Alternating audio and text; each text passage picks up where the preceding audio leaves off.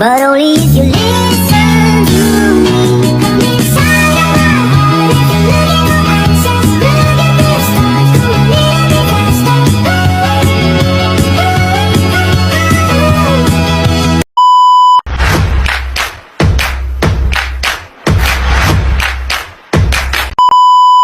Assalamualaikum warahmatullahi wabarakatuh.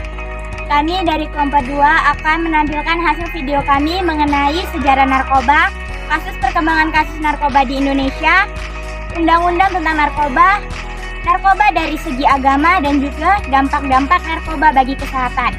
Sebelum kami menampilkan video kami, pertama-tama izinkan kami memperkenalkan diri kami terlebih dahulu. Kenalkan, nama saya Rati Adelia, saya dari kelas 10-3. Tugas saya adalah sebagai pembawa materi untuk mata pelajaran sejarah, pendidikan jasmani, dan juga pendidikan kewarganegaraan. Annyeong guys, perkenalkan nama saya Eni Cynthia dari kelas 10-3.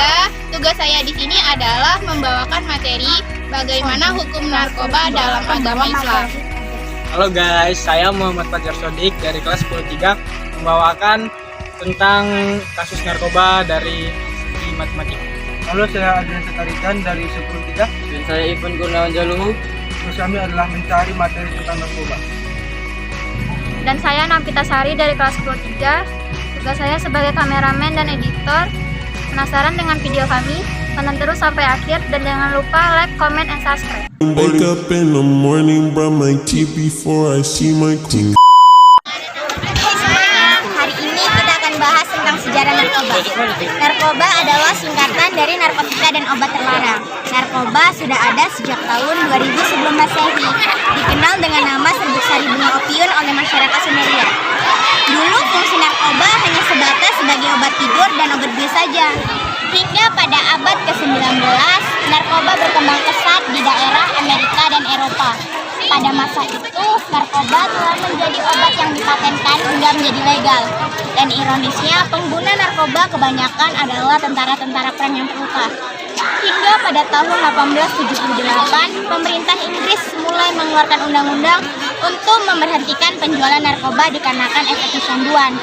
Lalu, narkoba masuk ke Indonesia kapan ya? Nah, narkoba sendiri masuk ke Indonesia sebelum Perang Dunia Kedua, lebih tepatnya pada masa penjajahan Belanda. Tapi pada waktu itu belum ada tuh masyarakat pribumi yang menggunakan narkoba. Pada masa itu pecandu narkoba sebagian besar adalah masyarakat Cina. Hingga pada tahun 1940-an, pemerintah Jepang mulai masuk ke Indonesia. Jepang mulai menghapus undang-undang dan memberhentikan penyebaran serta penggunaan narkoba. Lalu pada tahun-tahun berikutnya setelah Indonesia merdeka, pemerintah Indonesia mulai merevisi undang-undang serta mulai memberlakukan sanksi serta hukuman mati bagi orang-orang yang mengedar serta menyalahgunakan narkoba. Sudah tahu kan kapan narkoba itu ada dan kapan masuk Indonesia? Lalu kira-kira kasus di Indonesia udah seberapa banyak ya? Nah, sekarang kita akan membahas tentang jumlah kasus narkoba yang ada di Indonesia. Pada tahun 2022, penggunaan narkoba naik menjadi 1,95%. Ini berarti penggunaan narkoba naik sebesar 0,15% dari tahun 2019. BNN RI dalam kurun waktu tahun 2021 hingga pertengahan 2022 berhasil mengungkap 55.392 kasus tindak pidana narkoba dan 71.994 tersangka dengan barang bukti berupa narkoba sebesar 42,71 ton dan 71,33 ton ganja serta 1.630.102,69 butir ekstasi dan 186,4 kg kokain. Sekian, terima kasih. Nah, kita udah tahu nih tentang jumlah penyebaran kasus narkoba yang ada di Indonesia. Sekarang mari kita bahas tentang upaya pemerintah dalam menangani hal tersebut. Pemerintah telah melakukan berbagai upaya untuk bisa menindaklanjuti tentang penyebaran kasus narkoba yang ada di Indonesia. Salah satu caranya adalah dengan membentuk undang-undang dan memberikan sanksi bagi orang-orang yang mengedar serta menyalahgunakan narkoba. Ada banyak undang-undang mengenai hal ini. Salah satu di antaranya tertulis dalam pasal 127 ayat 1 yang mengatakan pengguna golongan 1 bagi diri sendiri dipidana penjara dengan masa kurungan paling lama 4 tahun. Pengguna golongan 2 narkoba bagi diri sendiri dipidana penjara dengan masa kurungan paling lama 2 tahun.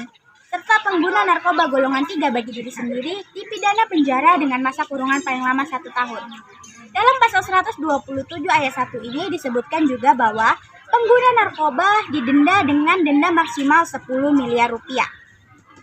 Selain itu, bagi pengedar narkoba tertulis dalam pasal 111, 12, 13, serta 132 Undang-Undang Nomor 35 Tahun 2009 yang mengatakan bahwa pengedar narkoba dipidana penjara dengan masa kurungan minimal 4 tahun penjara serta maksimal hukuman mati dan denda maksimal 10 miliar rupiah. Halo guys. Assalamualaikum guys. Annyeong. Bertemu lagi dalam video kita kali ini. Setelah sebelumnya kita sempat membahas tentang usaha pemerintah dalam memberhentikan penggunaan narkoba, mari kita melihat bagaimana pandangan Islam tentang penggunaan narkoba.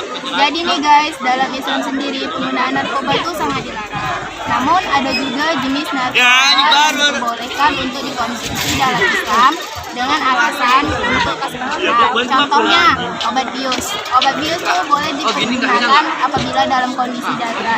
Contohnya operasi. An-Nawawi pernah berkata, diperbolehkan mengonsumsi obat bius apabila dalam kondisi darurat akibat suatu penyakit. Tahu nggak guys, ada nih narkoba yang tidak boleh dikonsumsi dalam Islam. Contohnya ganja, heroin, dan lainnya yang disebut dengan istilah mukhadirat yang telah disepakati keharamannya. Terdapat dalam surah Al-A'raf ayat 157 yang berbunyi, A'udzubillahi minasyaitonirrajim. Wa yuhillu lahum thayyibati wa yuharramu 'alaihim khaba'isa.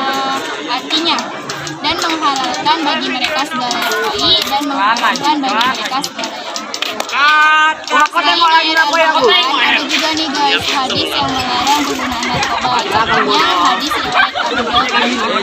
Dari Ummu Salamah, beliau pernah berkata, Nabi Muhammad SAW melarang penggunaan narkoba dan segala hal yang memabukkan atau mufatir yang membuat lemah. Hadis riwayat Abu Daud dan Ahmad. Sekian guys video kita kali ini. Semoga dapat menambah ilmunya dan kita juga mengetahui bagaimana hukum Islam tentang penggunaan narkoba yang tentunya sangat dilarang. Tonton terus video kita ya guys. Tentu penasaran kan bagaimana bahaya narkoba dalam kesehatan. Semoga videonya membantu kalian menambah pengetahuan ya guys. Wassalamualaikum warahmatullahi wabarakatuh. Hai semuanya, setelah sebelumnya kita membahas tentang sejarah narkoba, jumlah penyebaran kasus narkoba di Indonesia, sudut pandang agama Islam mengenai narkoba, serta undang-undang mengenai narkoba, sekarang mari kita bahas narkoba dari sudut pandang kesehatan. Sudah kita ketahui, mengonsumsi narkoba bisa mengakibatkan gangguan serius pada kesehatan fisik dan tubuh manusia. Selain itu, pada anak remaja, mengonsumsi narkoba bisa membuat mereka mengembangkan penyakit orang dewasa, seperti penyakit jantung, tekanan darah tinggi, hingga gangguan tidur. Selain itu, mengonsumsi narkoba juga dapat mengganggu sistem elektrolit tubuh yang mengakibatkan tubuh mengalami dehidrasi. Efek lain dari mengonsumsi narkoba, tubuh bisa mengalami halusinasi, kejang-kejang, perilaku agresif, hingga sesak pada bagian dada. Efek dari narkoba tidak hanya berakibat pada kesehatan tubuh manusia saja. Mengonsumsi narkoba juga dapat berimbas buruk pada syaraf otak manusia. Ada beberapa gangguan syaraf otak yang bisa terjadi akibat dari mengonsumsi narkoba secara berlebihan. Di antaranya, yang pertama adalah gangguan syaraf sensorik yang mengakibatkan kebas hingga kebutaan. Yang kedua, gangguan syaraf otonom yang mengakibatkan seseorang melakukan sesuatu di luar kesadarannya.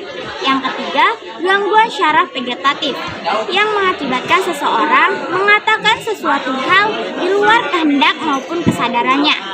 Yang keempat adalah gangguan syaraf motorik yang mengakibatkan seseorang melakukan suatu kegiatan atau gerakan di luar sistem motoriknya.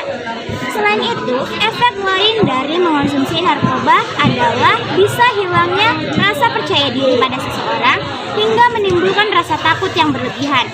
Selain itu, mengonsumsi narkoba secara berlebihan juga dapat berakibat pada kerusakan otak ringan hingga otak permanen. Sekian video tugas dari kami. Semoga video yang kami tampilkan dapat bermanfaat dan memberi pelajaran kepada teman-teman sekalian. Sekian sampai sini dulu. Wassalamualaikum warahmatullahi wabarakatuh. Find something you can hold on to. Find someone who'll be there for you. 'Cause that's all that really matters in the end. Find somewhere you can come home to. Find someone that'll die for you. 'Cause that's all that really matters in the end. It's love, love, love.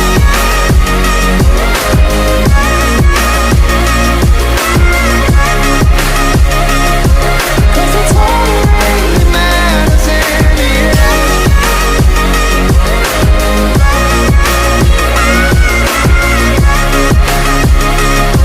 'Cause that's all that really matters in the end.